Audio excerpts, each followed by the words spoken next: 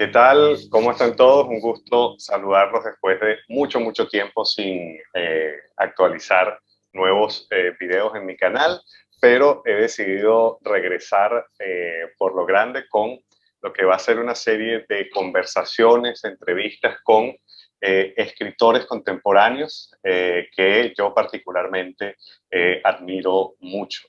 Me da mucha emoción empezar este ciclo de conversaciones con escritores con Pedro Ugarte. Pedro Ugarte nació en Bilbao en 1963 y personalmente en estos 3 años que llevo viviendo en España, la obra de Pedro ha sido uno de los grandes descubrimientos para mí como ignorante de mucha de la literatura española contemporánea. Y digo para mí porque Pedro es un escritor ya con una obra dilatada, principalmente en novela y cuento, que ha sido reconocido con diversos premios, desde ser finalista del Premio Real de Novela, con esa novela maravillosa, Los cuerpos de las nadadoras, en el año 1996, Premio Euskadi, Premio Logroño de novela, es decir, Premio Setenil de cuentos. Es decir, Pedro es un autor, insisto, con una vasta obra que ha sido reconocida en buena lid en muchos premios aquí en España, que ha contado también con varias traducciones y que yo sencillamente me encanta su obra, y he querido aprovechar la ocasión de la reedición de una de sus novelas, Una ciudad del norte, que fue publicada originalmente en 1999 y que ahora, este año, la editorial mallorquina Sloper ha tenido el tino de reeditarla, de tenerla otra vez disponible para los lectores de Ugarte. Entonces, bueno, con esta pequeña introducción, te doy la bienvenida, Pedro. ¿Cómo estás? Gracias por conectarte para que tengamos esta conversación. Hola, Rodrigo. Nada, yo encantado agradecido por todo lo que has dicho y encantado de estar contigo y con la gente que te sigue en YouTube. Perfecto. Bueno, Pedro, vamos a empezar primero por la ocasión de esta reedición de Una ciudad del norte, ¿no?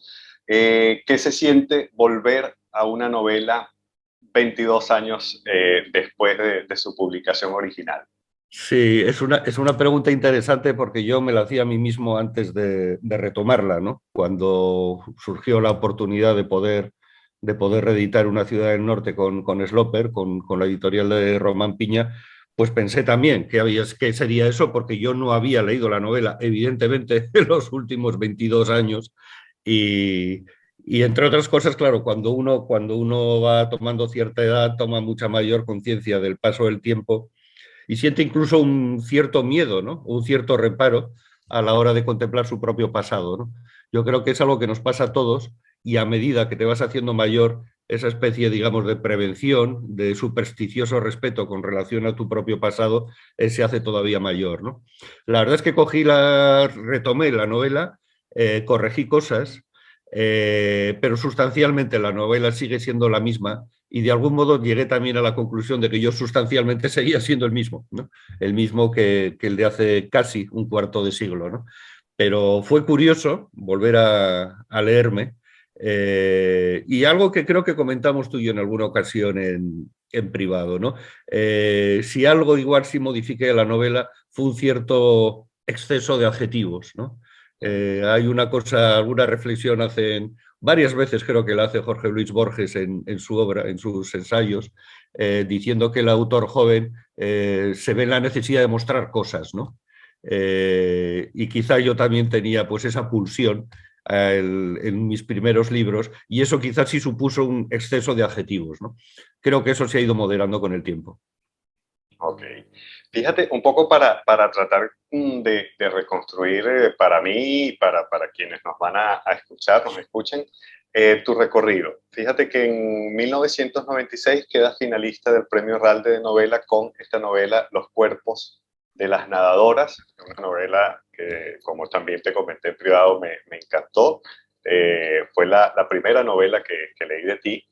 Y en el año 99, 3 años después, estás como en un momento de mucha producción, porque no solo fue la primera edición de Una ciudad del norte, sino que también publicaste en Anagrama Pactos Secretos. ¿Qué pasaba ese año o en esos años entre el 96 y el 99 para que, bueno, salieras en un mismo año con dos novelas? Sí, yo me imagino que es una igual reflexión que podríamos compartir y que personas que nos estén oyendo y que también escriban y aspiren a editar, pues puede que les sea útil en su momento, ¿no? Yo creo que hay una diferencia entre el ritmo de creación y el ritmo de edición, ¿no? Por razones obvias, ¿no? Tú, de algún modo, vas escribiendo en virtud de tu propia voluntad, de tus posibilidades, de tus ganas, pero el ritmo editorial no depende de ti, ¿no? Depende de terceros, normalmente de editores, ¿no? Y lo que ocurrió ese año fue, pues, precisamente que confluyeron dos proyectos editoriales y que casi se superpusieron en el tiempo, ¿no? Esto es negativo en términos generales para un escritor y porque para esos libros concretos que salgan casi a la vez dos libros tuyos diluye un poco el interés, ¿no? De uno y de otro. Pero fue así porque fueron dos editoriales independientes.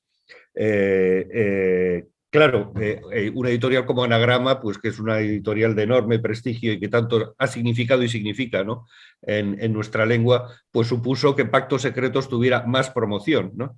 Y Una ciudad del norte quedó ahí un poco escondida, un poco en un ámbito más clandestino y por una parte, yo no recomendaría a un autor que se sometiera, digamos, a esos dobles lanzamientos editoriales, pero también esa ha sido quizá también una buena razón para que ahora se recupere Una ciudad del norte y pueda acceder a algunos lectores más, ¿no? Bueno, fíjate lo que son las cosas, por lo menos desde mi punto de vista, que he leído en simultáneo casi Pactos Secretos y Una ciudad del norte. Y bueno, Pactos Secretos salió con esta bella edición de Anagrama, Una ciudad del norte editorialmente corrió con menos suerte, pero leídas hoy, 22 años después, bueno, las dos me parecen unas novelas de primer nivel, muy, muy buenas. Pero anímicamente me siento más cercano a Una ciudad del norte. Entonces, es interesante cómo esta segunda oportunidad de la novela creo que llega en una buena ocasión.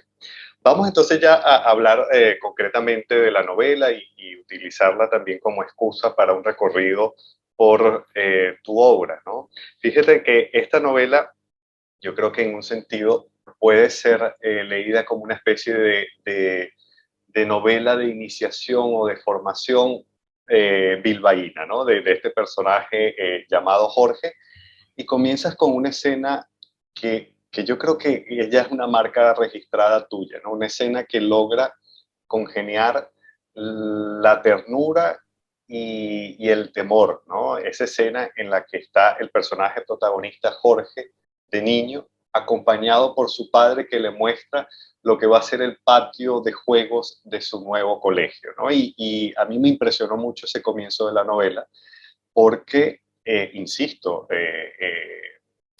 logras transmitir muy bien la fragilidad de la infancia y das de entrada uno de los grandes temas de la novela, que es la relación entre del hijo con el padre. No sé si puedes comentarnos algo a partir de esto. Sí, sí.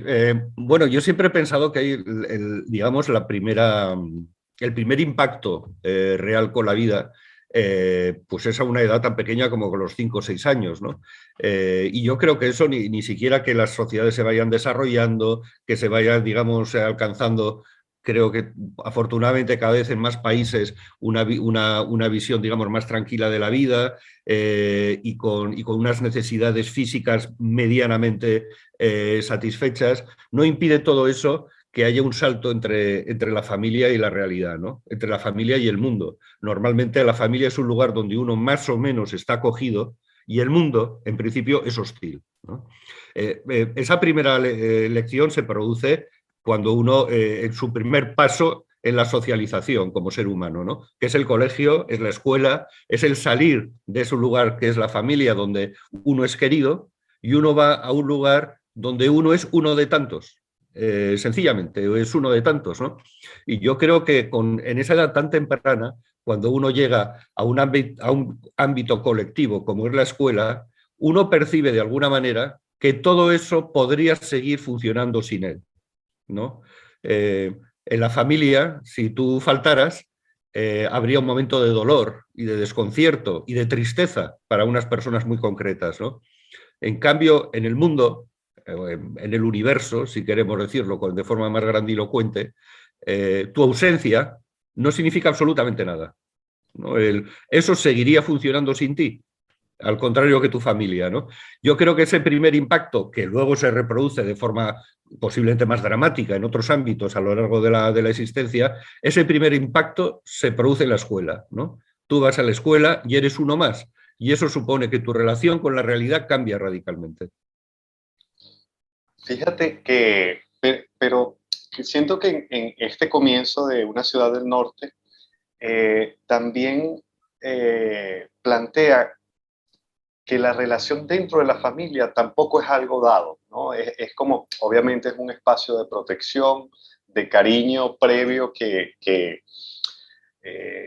digamos que allana mucho el camino de muchas cosas y sin embargo creo que es algo que me ha llamado mucho en tu literatura, incluso la mirada de la infancia, de las relaciones con el padre, de las relaciones con la madre también se revela un poco como extraño, ¿no? Por ejemplo, cuando Jorge está ya jugando fútbol y está el padre que lo agobia no con su indiferencia, sino más bien al contrario, con una especie de amor sin fisuras que precisamente no entiende el cambio de los códigos del amor como se expresa en familia a un ambiente que puede ser tan duro como el del colegio, ¿no?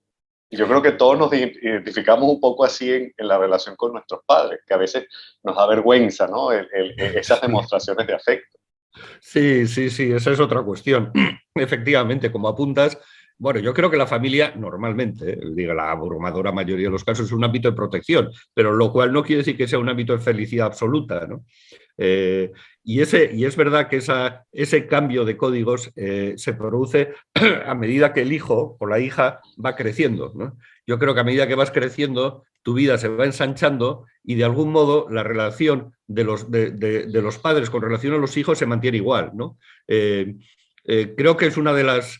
Hay muchísimas formas de acceso a la madurez, ¿no? Por las cuales vamos cambiando. Una de ellas es el acceso a la escuela, pero otra también es, especialmente para los que tenemos hijos, darte cuenta de que tus hijos se van alejando de ti, ¿no? Ahora me voy a poner el papel del padre, ¿no? O de la madre, ¿no?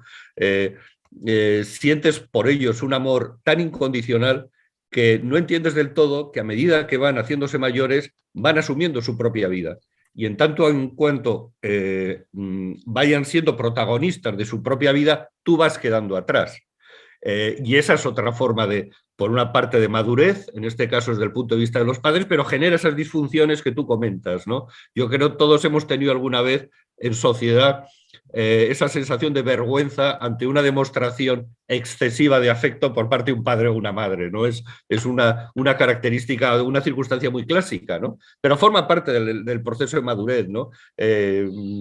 Crecer es alejarte de tu origen. Y quieras que no, si te alejas de tu origen, de algún modo te alejas también de tus padres. Claro.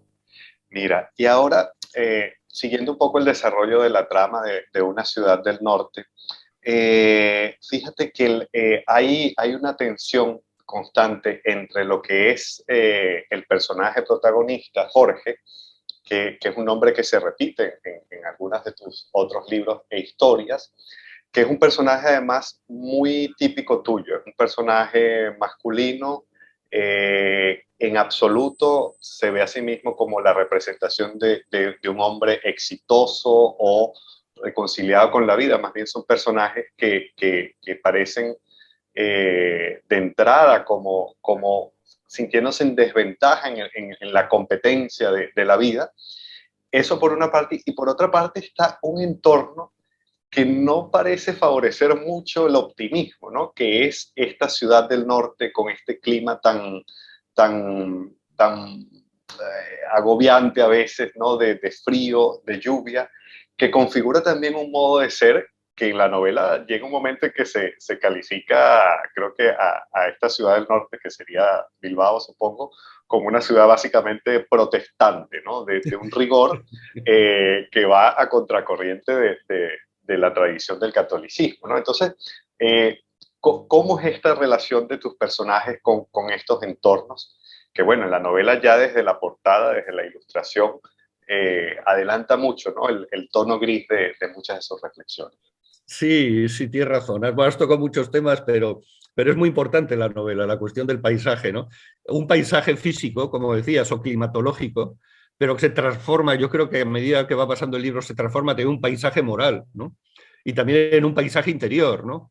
Eh, yo, bueno, tengo la experiencia cuando sales a otras partes de Europa, ¿no? Y me llamaba mucho la atención cuando era más joven, ¿no? Que ibas por ahí y decías, ah, ¿de dónde vienes? Y tal, no, vengo de España, ¿no? Y te dice, ah, mucho sol, ¿no? Mucho sol y mucho calor en España. Y digo, pues no, mira, yo siempre decía, ¿no? The place where I come from is very rainy. Y la gente ni siquiera lo entendía, ¿no? Es decir, no pensaban que era posible la nieve, ¿no? Ni la lluvia, ¿no? Y como tú sabes, pues bueno, toda esta parte del norte y del País Vasco es así, ¿no? Pero hay en la novela también una cierta reivindicación de esa estética. Sí. Porque yo creo que en términos generales nos gusta, o hay una reivindicación, digamos, de la estética del sur, del calor, que es también, pues eso, lo que decías, de países no protestantes, ¿no? De países de esa especie de extraño catolicismo que se mueve en la alegría. Son también países, o una estética, la de la luz y la del calor, más carnales, de algún modo más sexuales, mientras que la estética del norte es una estética más recogida, es una estética más de invierno, ¿no? Y sí creo que en la novela hay una parte de reivindicación de eso, por una parte porque también puede ser bello, y también genera otras formas también de relación personal, ¿no? Yo creo que cuando llueve o cuando es de noche, cuando hace frío, nos interesan más el interior de los seres humanos que el exterior, ¿no? Y me parece que ese es un ámbito de investigación personal, pero también literaria, muy interesante, ¿no? No, llama mucho la atención. Bueno, yo ahorita, yo que vengo del Caribe, del Mar Caribe, y pasé al Mar Mediterráneo ahorita aquí en Málaga, y ya totalmente aclimatado a la vida en Málaga, ahorita que tuve la suerte de ir a Bilbao, donde finalmente nos conocimos en persona, me impactó mucho, ¿no? Me impactó mucho esa especie de comunicación o de relación muy simbiótica entre el clima y unos modos de ser. Ahora, tu personaje, Jorge, en una ciudad del norte, también está un poco como a la deriva en cuanto a qué hacer con su vida. Y eso es otra marca de continuidad en tus personajes. Tus personajes no son héroes, tus personajes no son artistas consagrados, no son personajes cuya vocación parece estar resuelta. Más bien, son personajes muy parecidos a cualquier persona que están tratando de ver cómo se resuelve en la vida, aunque todavía hay como una lucecita que les recuerda que ellos en algún momento tuvieron algunas ilusiones. Jorge trabaja en un consulado primero, ¿no? Leyendo estas noticias, y luego termina trabajando como asistente de uno de sus amigos del colegio, porque esta es una novela que tiene una de las cosas que más me gustan en la novela, que son la historia de unos personajes que se conocen en el colegio y que se acompañan toda la vida, ¿no? Eh, ¿cómo, ¿Cómo llega a ti esta configuración de estos personajes que serían como una especie de hombre o de mujer bastante común, que son básicamente o empleados o funcionarios? ¿Cómo sacar materia literaria de unos personajes que en principio se nos presentan como excesivamente cotidianos, ¿no? Sí, sí, bueno, en eso yo creo que también por mi parte una apuesta estética, ¿no? A mí me interesa mucho más ese mundo narrativamente hablando que otro tipo de mundos, ¿no? Que me parecen tan respetables, por supuesto, desde un punto de vista literario o creativo en cualquier medida, pero me gusta mucho ahondar, digamos, en las distancias cortas, ¿no? de los personajes, ¿no? Es un universo, en fin, salvando, lo digo con pudor, ¿no? Por mencionar uno de los grandes genios de la literatura, pero sería un universo chejoviano, ¿no? Pocos personajes, relaciones muy cercanas, y la vida también en sociedades, vamos a decir, más o menos estables, sin que haya, digamos, grandes convulsiones económicas, ¿no? O políticas, ¿no? Eso es así, aunque luego en la novela sobrevuelan otras circunstancias políticas, pero sobre todo se fundamenta en ese tema de las relaciones personales, ¿no? Hay una cita que a mí me gusta mucho, que he mencionado en más de una ocasión, de un poeta que me gusta mucho, un poeta británico, Philip Larkin, que escribió muy poco, pero sus poemas también eran muy sencillos, aludían a una vida muy cotidiana, ¿no? Y parece que algunos críticos le reprocharon eso, ¿no? De que era una poesía de bajo vuelo, ¿no? De muy atada a las costumbres de los personajes británicos de su época, ¿no? Y él protestó de algún modo diciendo algo así como me gustaría saber esta gente que critica mi obra cómo pasa el tiempo libre, ¿no? Y decía, matando dragones. ¿Se dedican a matar dragones o qué es lo que hacen? ¿O sobrevuelan en escobas mágicas en la realidad? Bueno, yo creo que la mayoría de los lectores, o de los lectores que yo puedo tener, tienen una vida parecida a la de Jorge y a la de los personajes que le acompañan, ¿no? Y eso me parece que es, al menos por esa razón, pueden sentirse más interesados en esas claves o en esos resortes narrativos que son los que yo manejo, ¿no? Fíjate que en Pactos Secretos hay un diálogo entre dos personajes, entre Renato Navarro y Mario North, que es el protagonista de Pactos Secretos, donde está encerrada a modo de crítica, yo creo que una muy buena descripción de lo que son tus historias y tus personajes, ¿no? La voy a leer Sí, para ver cómo suena. tengo Ah, curiosidad, sí. tengo curiosidad de saber cuál es esa cita, sí. Bueno, dice, sí, bueno, no sé, continuó Renato, que es como un personaje muy, el típico amigo politiquero que siempre está en toda la movida oscura de negocios, ¿no? Dice, le dice a Mario, después de haber leído su libro, tus personajes se pasan el día trabajando en cosas aburridas. Y bueno, tampoco les queda mucho tiempo para todo lo demás, ¿no te parece? Además, están acojonados, siempre tienen miedo, miedo de quedarse sin sus cosas, de quedarse sin trabajo, de quedarse sin su chica. Cojones, alguno hasta tiene miedo de no poder pagar su crédito hipotecario. A veces ni siquiera está claro de qué coño tienen miedo. Les agobian los supermercados o disputan con el boss. No sé si todo eso resulta muy interesante. Entonces, a mí me impresionó porque llama mucho la atención que creo que un sentimiento que atraviesa a buena parte de tus personajes masculinos, y eso me parece también parte del interés, es el miedo. O sea, hay una especie de miedo existencial en tus personajes con respecto a lo que se supone que es la vida, ¿no? Sí, sí, no, estoy de acuerdo, estoy de acuerdo con lo que dices, me parece una lectura muy oportuna, ¿eh? Además, yo sí creo que una parte fundamental de lo que escribo está guiada por el miedo. El miedo existe ahí, es una, como hemos comentado antes, son, digamos, circunstancias muy cotidianas, los personajes tienen vidas más o menos ordenadas, pero creo que ellos presienten que el abismo está ahí al lado, hay un abismo al lado, ¿no? Y el miedo es muy importante. Yo no solo creo que lo que escribo, yo creo que buena parte de lo que nos impulsa como seres humanos es el miedo. Es decir, se habla mucho dentro, digamos, del impulso de las grandes pasiones humanas, se habla mucho del poder, se habla del dinero y se habla del sexo, ¿no? Pero yo creo que el impulso originario, fundamental, del que nace todo, es el miedo. El miedo, digamos que científicamente, o en el ámbito biológico, se categoriza de otro modo, ¿no? Lo llaman instinto de supervivencia, ¿no? El instinto de supervivencia es el instinto primario, ¿no?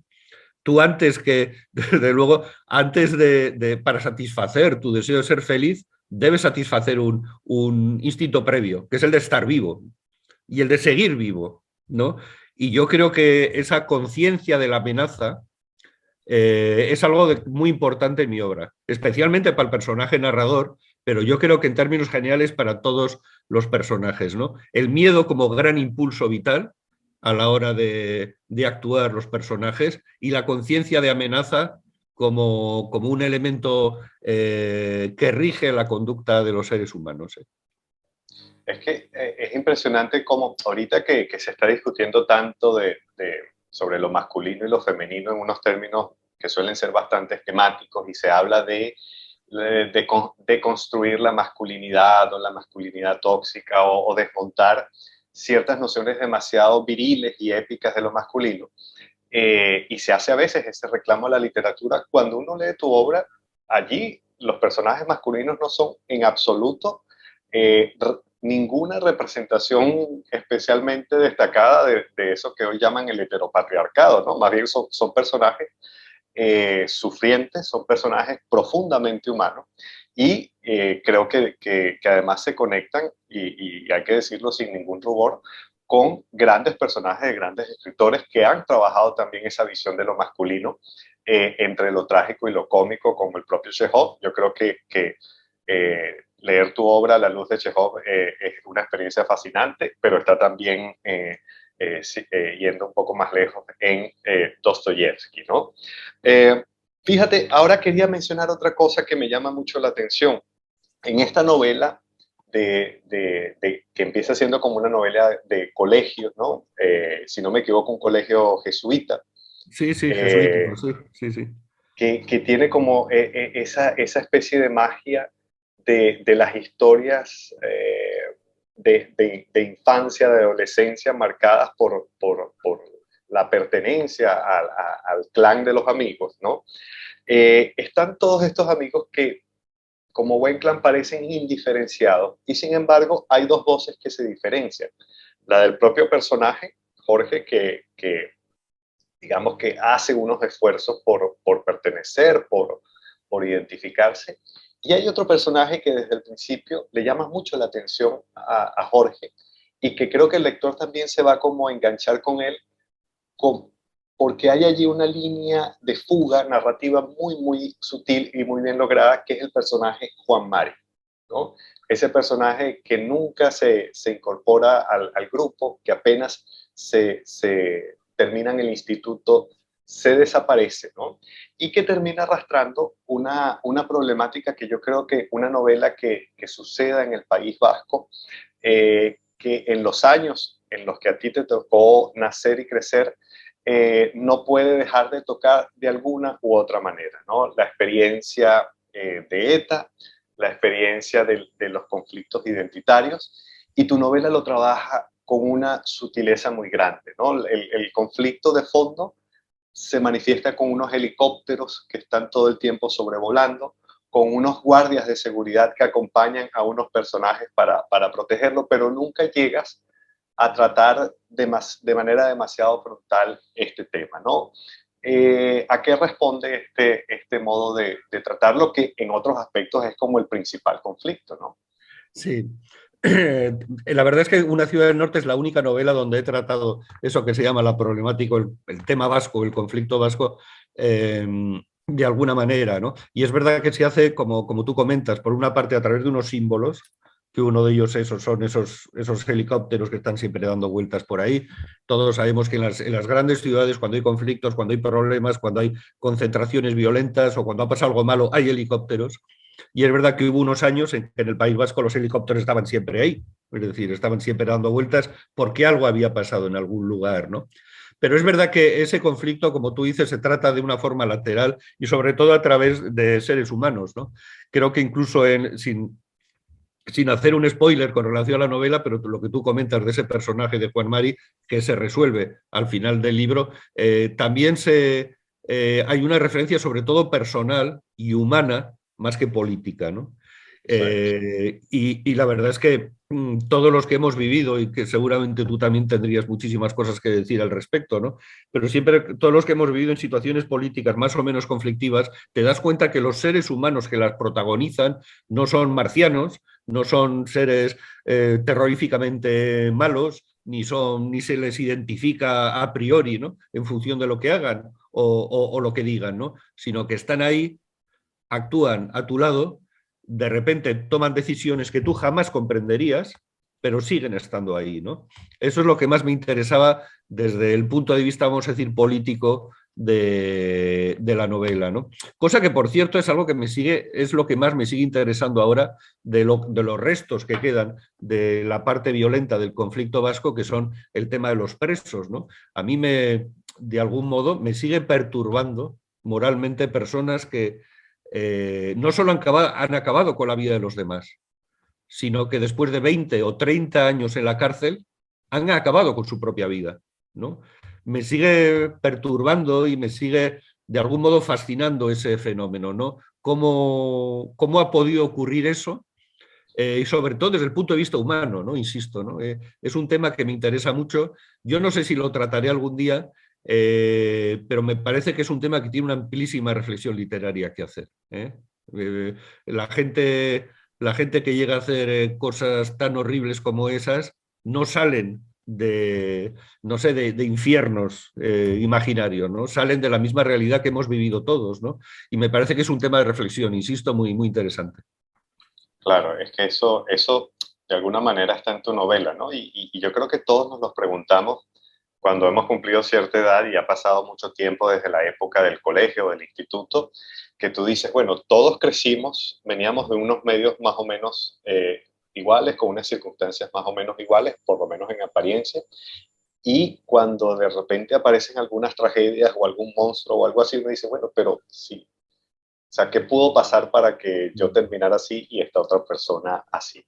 Ahora, fíjate que hay otra beta de lo relacionado con el País Vasco en tu novela que me gusta mucho y tiene que ver con la identidad y con el idioma, ¿no? Fíjate que hay uno de los momentos más emocionantes de la novela es cuando precisamente Jorge con este personaje Juan Mari se descubren hablando entre ellos en euskera, ¿no?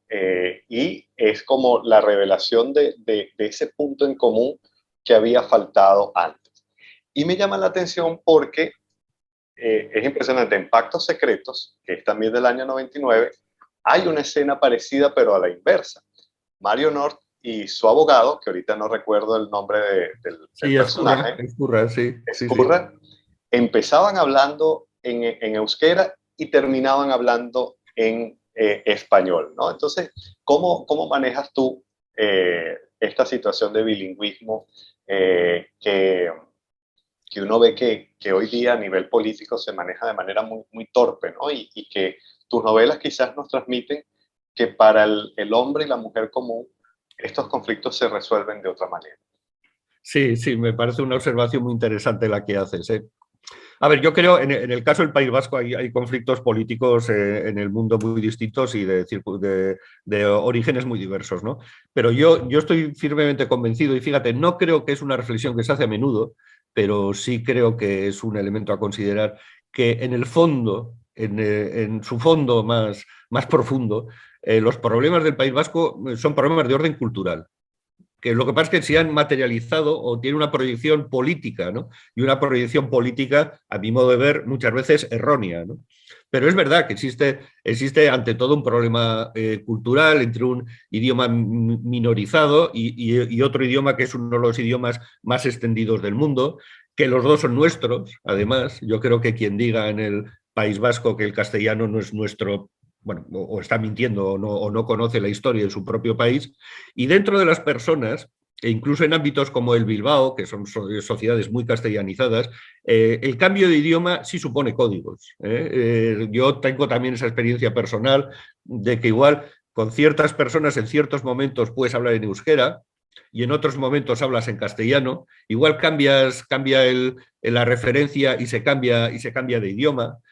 Muchas veces esto es muy característico de sociedades bilingües, porque esto me han contado que pasa mucho también en Cataluña.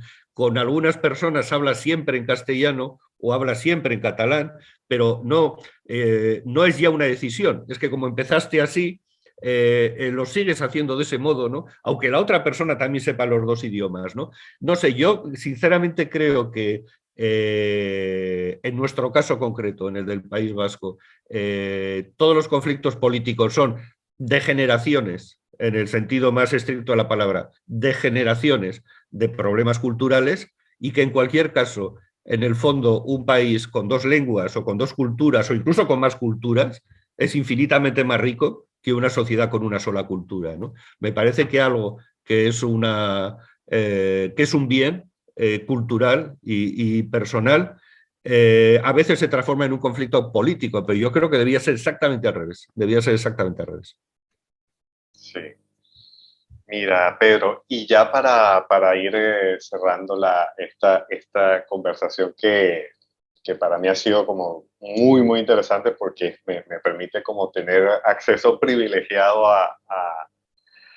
al detrás de escenas de tu obra. Fíjate que además en los últimos años, tú además de novelas, eres un gran cuentista. De hecho, tu último libro de cuentos, Antes del Paraíso, publicado por Páginas de Espuma, es de verdad de primer nivel, me gustó muchísimo.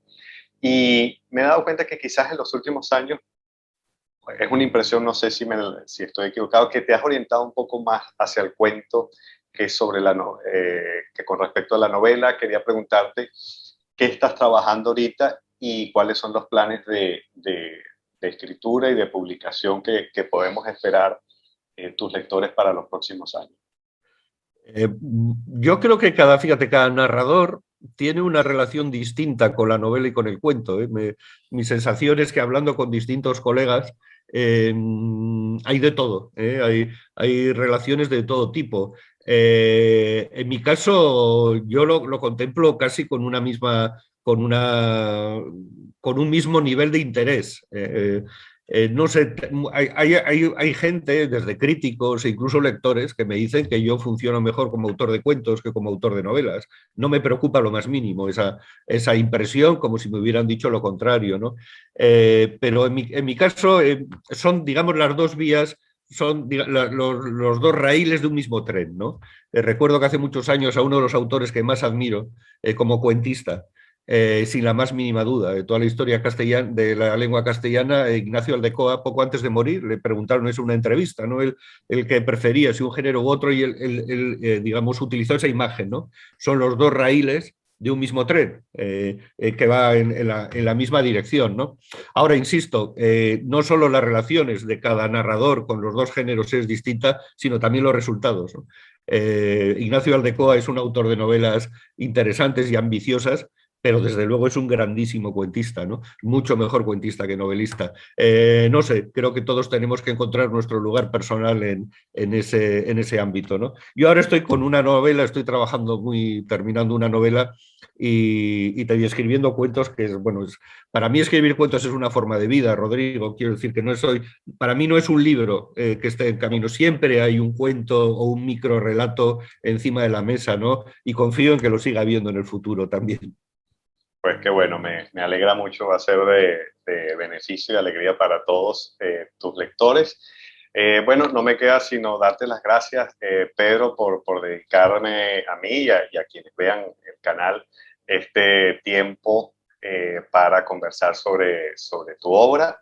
Recuerden, acaba de ser reeditado Una ciudad del norte por Editorial Sloper de Pedro Ugarte, que les recomiendo muchísimo.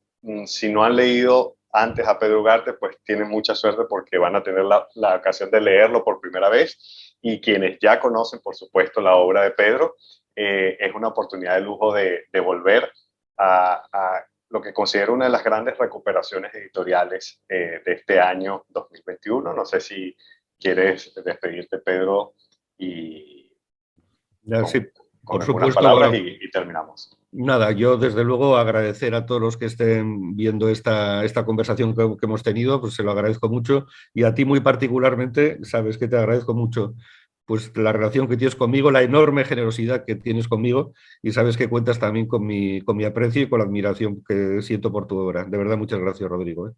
No, Muchas gracias a gracias. ti, Pedro. Y bueno, gracias a ustedes también por acompañarnos y estén pendientes para las próximas conversaciones literarias que voy a tener con grandes escritores que yo admiro. que admiro mucho. Recuerden suscribirse al canal. Si les gustó el video, denle like y nos vemos en la próxima ocasión. Hasta luego. Hasta luego.